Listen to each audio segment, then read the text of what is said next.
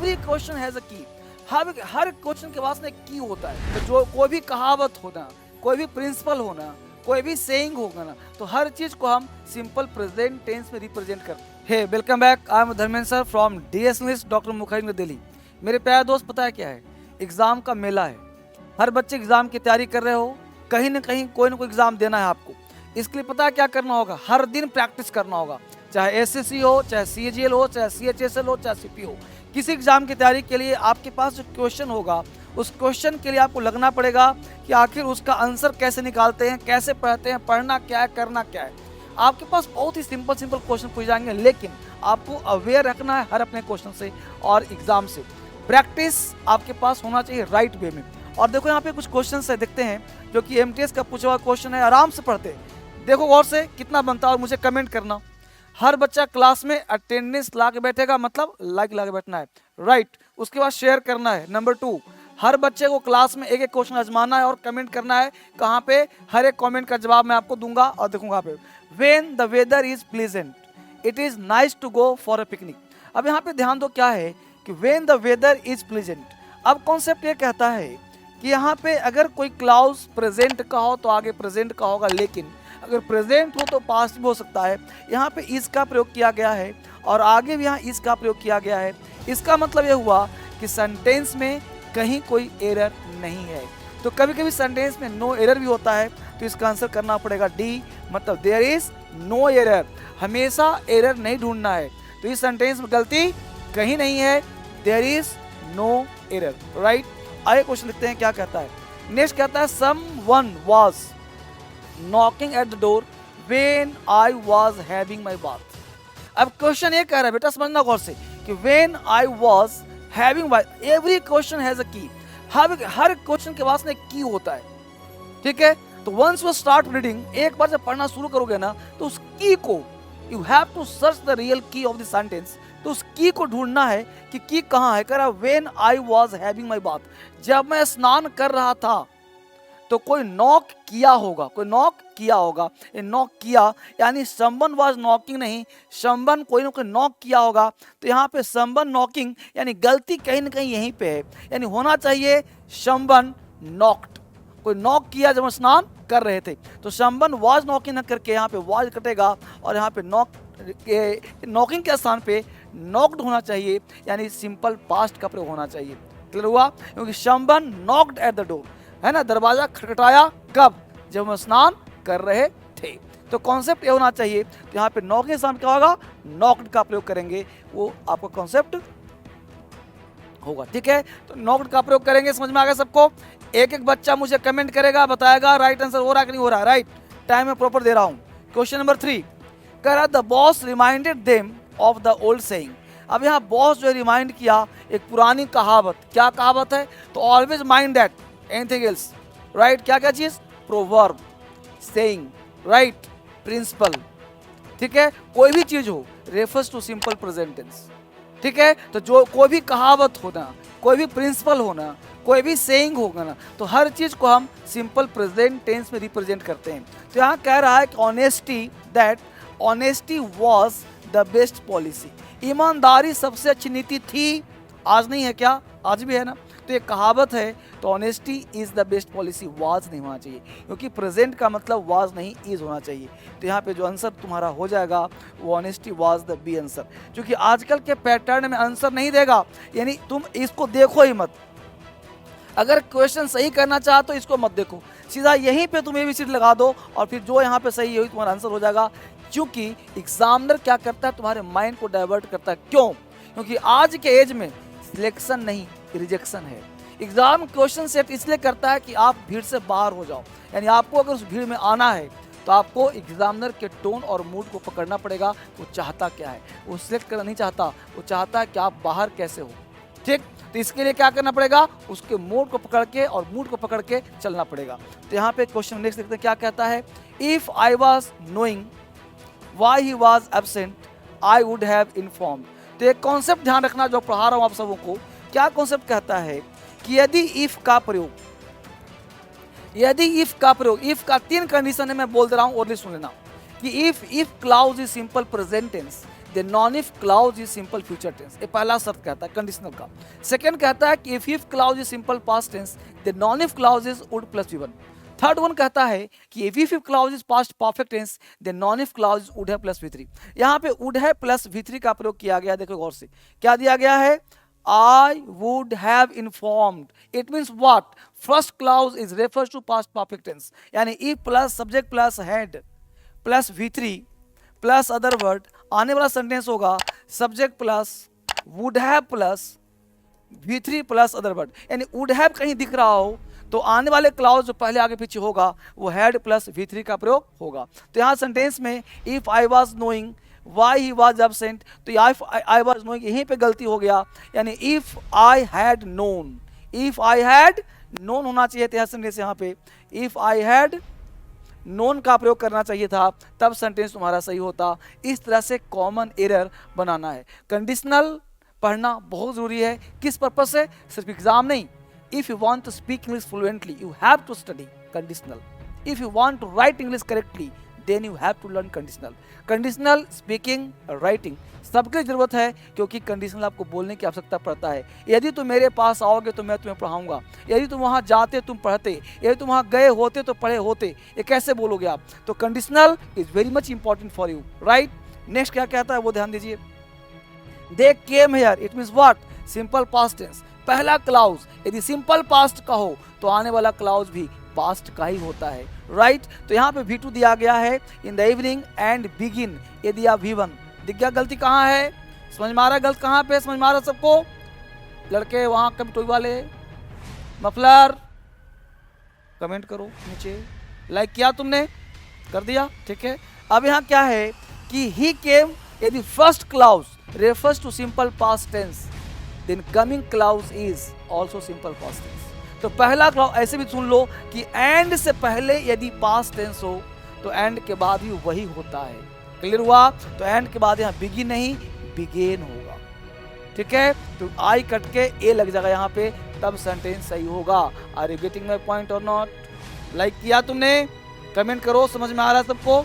आगे बढ़ते हैं। अगला क्वेश्चन क्या कहता है? Sarika said that is narration. क्या है? 3 chapter. If you want to clear your examination, अगर एग्जाम क्लियर करना चाहते हो ना तो 5-7 चैप्टर ऐसा जो पढ़ लो। क्या क्या? Tense, voice, narration, preposition, right, agreement, ठीक है, ये सब चैप्टर पढ़ लेना। तो ये Sarika said that narration part है शी वुड गो होम।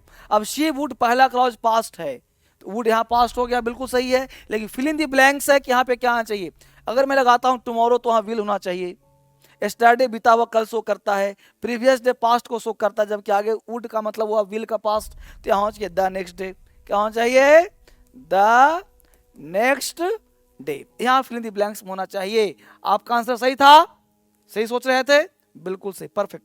अगला क्लॉज देखो। They told us that the man as social animal। तो man is कौन पढ़ा अभी? man is a social animal। तो यहाँ पे is का प्रयोग करना चाहिए था, ये होना चाहिए था। समझ में आ रहा है सबको? बिल्कुल। देखो मैं क्या करूँ पता है क्या? आप जब ब्रेकफास्ट कर रहे हो, आप जब लंच कर रहे हो, आप जब डिनर कर रहे हो, उस समय मेरा क्लास देख लो।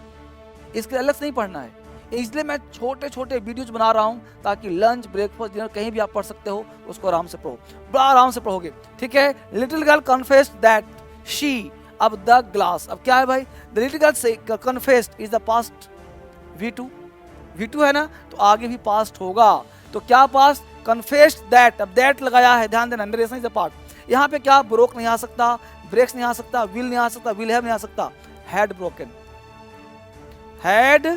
ब्रोकन, क्योंकि रेफर करता है कि जब 2 क्लाउज पास्ट में हो, तो एक क्लाउज अगर सिंपल पास्ट में हो और नेशन का पार्ट हो तो आने वाले क्लाउज हैड प्लस V3 होता है, ठीक है। एक क्वेश्चन है, कुछ ध्यान रखना है। When I bath, when to have a sleep. अब व्हेन हो गया वर्ब का सेकेंड फॉर्म, इसका मतलब हुआ कि आगे पीछे क्लाउज भी पास्ट टेंस का ही होगा। तो पास्ट टेंस में यहाँ पे when I took my bath, when I have taken my bath, when I had taken my bath, have हो गया प्रेजेंट, हो गया फ्यूचर। ये 3 तो होना नहीं है। मेथड ऑफ एलिमिनेशन, ध्यान देना। If you want to solve any question you should apply 3 methods. First information, second elimination, third inference. ये 3 पार्ट करना है। सबसे पहले क्या लेना है? इंफॉर्मेशन। क्वेश्चन का डिमांड क्या है, second one, method of elimination, eliminate करो which option is right and which one is not right. Third one is what, inference, तुम्हारा सिक्स सेंस क्या कहता है। जैसे हमने क्या कहा, यहाँ पास्ट है, हर हाल में यहाँ पास्ट होगा। यहाँ पे हैव टेकन है, प्रेजेंट की बात कर रहा है, टेक क्या V1 है, प्रेजेंट की बात कर रहा है, शैल टेक क्या फ्यूचर बात। तीन ऑप्शन नहीं हो गए, भीड़ कम हुआ नहीं हुआ।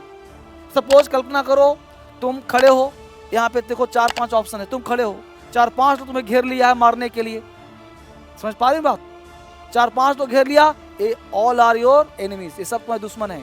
अब घेर लिया, तुम्हें पिट रहा है, तुम्हें क्या करना चाहिए, तुम पांचों को मारोगे नहीं, तुम सबसे पहले देखो कि कौन है, who is the person weaker then you, कौन है तुमसे ज्यादा कमजोर है, उसको पकड़ो, इसको दबाओ, गिरा दो पहले, क्योंकि उससे भीड़ क्या होगा, कम होगा। तो सबसे पहले कमजोर को ढूंढना है कि कौन तुमसे कमजोर है, who is the weaker then you, तुमसे कौन कमजोर है। 3 कमजोर था, दबा दिया। अब देखना है टूक और हैड टेकन, यहाँ पास्ट दिया है तो एनी हाउ यहाँ पे पास्ट परफेक्ट होगा, यानी यहाँ पे होगा had taken, had taken. A sentence का सेंस ध्यान रखना पड़ेगा। नंबर नेक्स्ट कहता है 10 number, the child any food until he has remembered. अब अंटिल का प्रयोग किया है, अंटिल और अनलेस, ध्यान देना 2 वर्ड है। अंटिल अनलेस दोनों कंडीशनल है। अंटिल अनलेस का मतलब होता है जब तक नहीं, और जब तक नहीं का सेंस होता है, तो इसके लिए आप ध्यान देना कि अंटिल और अनलेस का प्रयोग अगर सिंपल प्रेजेंट या प्रेजेंट में किया गया है तो आने वाले क्लाउज फ्यूचर के होते हैं। इसका मतलब हुआ कि the child will not get any food until he has remembered his lesson, तो आंसर बी का यहाँ पे प्रयोग करना पड़ेगा। अभी तक एक बात बताता हूँ, एक राज की बात, अगर आप इंग्लिश सीखना चाहते हो ना, इंग्लिश में इसकी बात कर रहा हूँ, ऐप की बात, क्यों, क्योंकि ये ऐप नहीं है, ये आपका लाइफ मैनुअल है। पता है क्या, इसमें डिक्शनरी है, इस ऐप में डिक्शनरी है। सेकंड क्या है, इस ऐप में ट्रांसलेशन है, इस ऐप में इंग्लिश स्पीच है, इस ऐप में इंग्लिश न्यूज है, इस ऐप में English speech, English news, India का नंबर 1 ऐप। ऐसा ऐप अभी तक मार्केट में नहीं है। 10 ऐप को मिला के हमने एक ऐप आपके लिए 5 वर्षों के अथक प्रयास से बनवाया गया है, स्पेशल आपके लिए, सिर्फ इंग्लिश का ऐप है, राइट। इस ऐप में क्या क्या मिलेगा, फोकस, मेडिटेशन, हर चीज मिलेगा जो आप चाहते हो, हर चीज मिलेगा। एक स्टूडेंट के लिए स्टिकी नोट्स, हर चीज जो आप पढ़ना चाहते हो, तो ये ऐप आपके लिए होना चाहिए। हर आप एडमिशन लो ना लो उसमें कम नहीं है, लेकिन आपके मोबाइल फ़ोन में यह ऐप है तो मोबाइल आपका अलग बन जाएगा और ऐप से अलग हो जाएगा। तो ये ऐप होना चाहिए आपके।